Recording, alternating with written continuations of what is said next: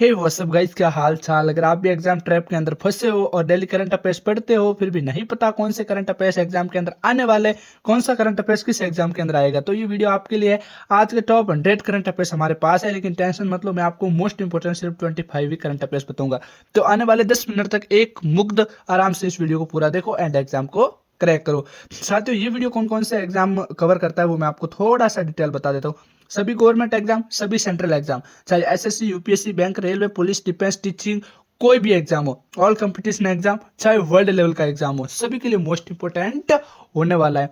आज जो खबर समझ में आई, कल वही जीत बनकर छाई। रोज का करंट अफेयर्स जो साथ गया वही हर एग्जाम में आगे आया। पहला क्वेश्चन है, भारत की पीएम विश्वकर्मा योजना का मुख्य उद्देश्य क्या था। तो भारत की पीएम विश्वकर्मा योजना का साथियों मुख्य उद्देश्य था ट्रेडिशनल आर्टिसंस का सशक्तिकरण, यानी जो आर्टिकल है जिनके पास आर्ट्स है उनका सशक्तिकरण हो। कारीगरों को स्किल्स, क्रेडिट, टूल व मार्केट सपोर्ट दिया गया विश्वकर्मा योजना के तहत। साथियों, यह आपका वेलफेयर स्कीम इन्वेल्व्स यूपीएससी एसएससी में हाई यील्ड क्वेश्चन है जो आपके सभी गवर्नमेंट एग्जाम के अंदर पूछा जाएगा। आगे बढ़े नेक्स्ट क्वेश्चन की तरफ। नेक्स्ट क्वेश्चन है आप सभी का, ग्लोबल फायर पावर इंडेक्स किस क्षेत्र से संबंधित है। साथियों, ग्लोबल फायर पावर इंडेक्स है वो साथियों मिलिट्री पावर से रिलेटेड है, तो ऑप्शन बी करेक्ट होगा। जो देशों की सैन्य क्षमता की रैंकिंग करता है, ठीक है। ये आपको 2026 के अंदर पूछे जाने की 60% प्रोबेबिलिटी है। बाकी आपके डिफेंस, एसएससी और स्टेट पीएससी के अंदर पूछे जाने की मोस्ट इंपोर्टेंट चांस है।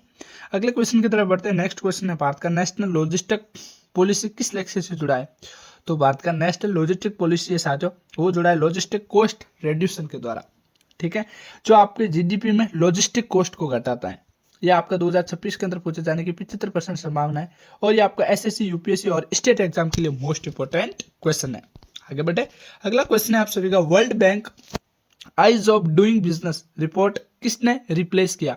तो world bank easy of doing business है जो वो क्या है साथियों, बिजनेस रेडी यानी बी रेडी ने, ठीक है।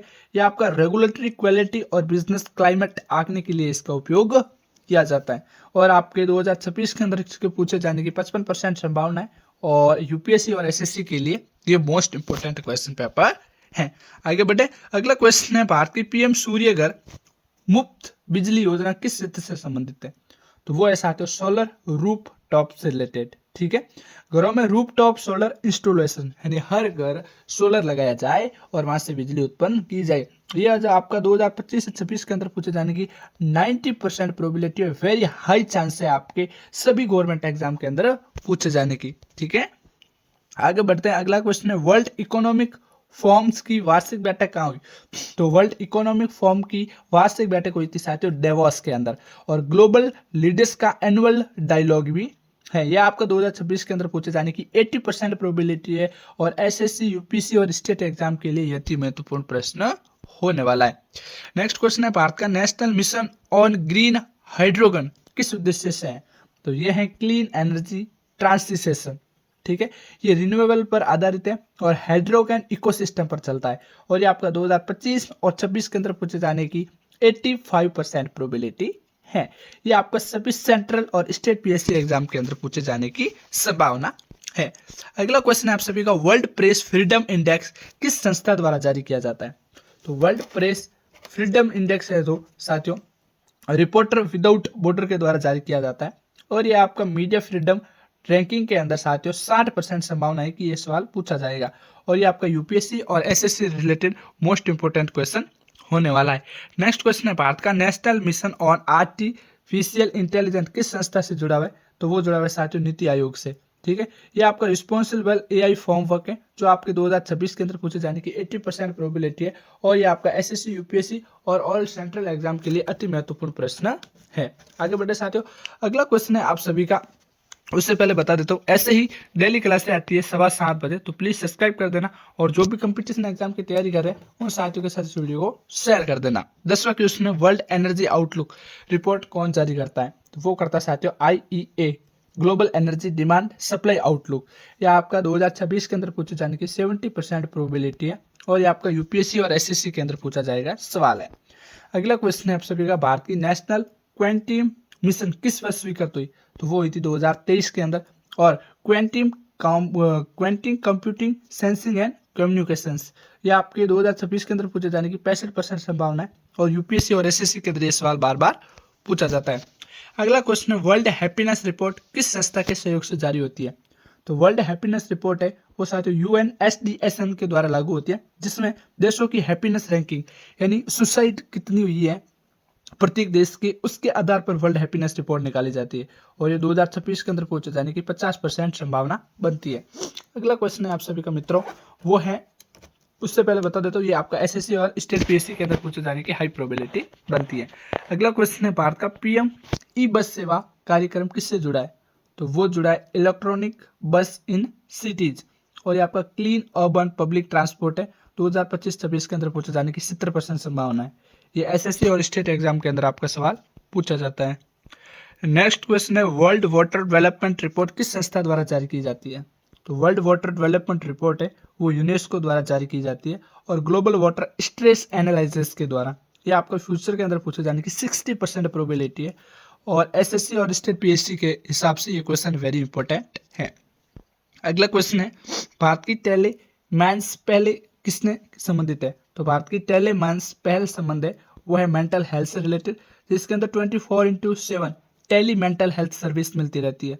और ये 2026 के अंदर पूछे जाने की 75% प्रोबेबिलिटी है और सभी गवर्नमेंट एग्जाम के लिए अति महत्वपूर्ण क्वेश्चन है।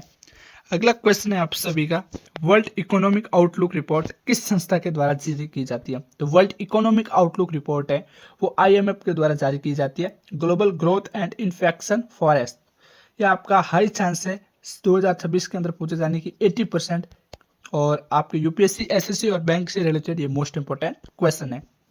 अगला क्वेश्चन है, भारत का national mission on clear air and NCEP किस उद्देश्य से है, तो इसका मेन उद्देश्य है पीएम लेवल रिड्यूक्शन।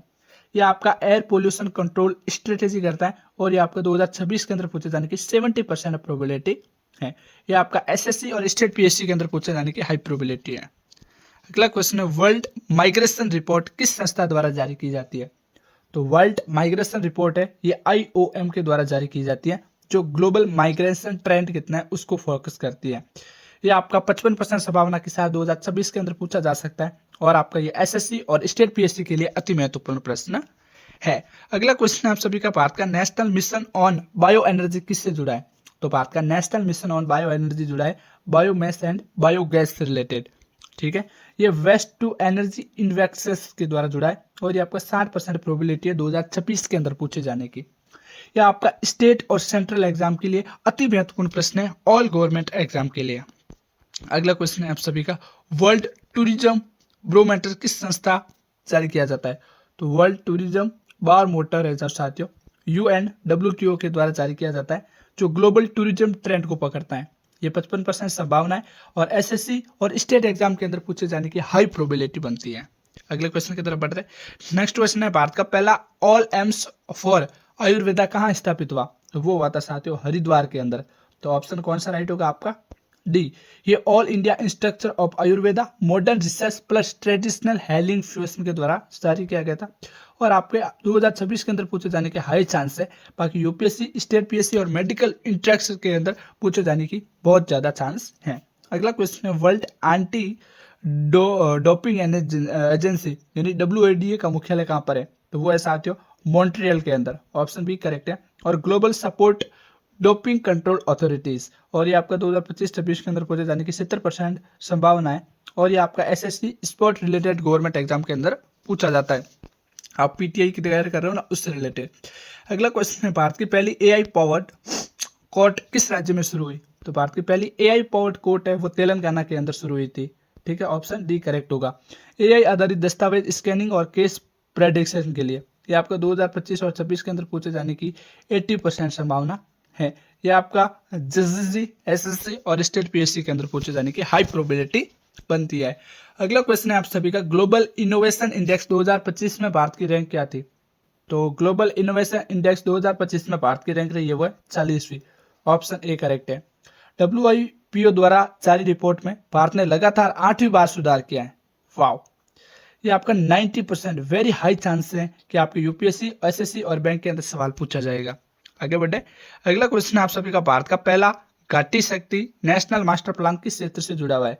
तो वो जुड़ा है साथियों इंफ्रास्ट्रक्चर इंटीग्रेशन से रिलेटेड, और ये मल्टी मॉडल ट्रांसपोर्ट कन्वेसिटी योजना है, और ये आपके 2026 के अंदर पूछे जाने की 85% प्रोबेबिलिटी है, और ये आपको एसएससी और स्टेट पीएससी के अंदर सवाल पूछा जाने की हाई प्रोबेबिलिटी है। इस प्रकार हमने आपका 1/4 हिस्सा कवर कर लिया, यानी 25 करंट अफेयर्स हमने पढ़ लिया है। बाकी की 75 और करंट अफेयर्स देखने के लिए डिस्क्रिप्शन में लिंक मिल जाएगी, वहां से आप इसे डाउनलोड कर सकते हो। बाकी इतने सारे सोशल मीडिया पे हमें फॉलो कर सकते हो, और बाकी के सारे क्वेश्चन आपको इस पीडीएफ के अंदर मिलेंगे। Thanks for watching video. जय हिंद, जय भारत। ज्यादा से ज्यादा वीडियो को शेयर करो और सब्सक्राइब करके रखो।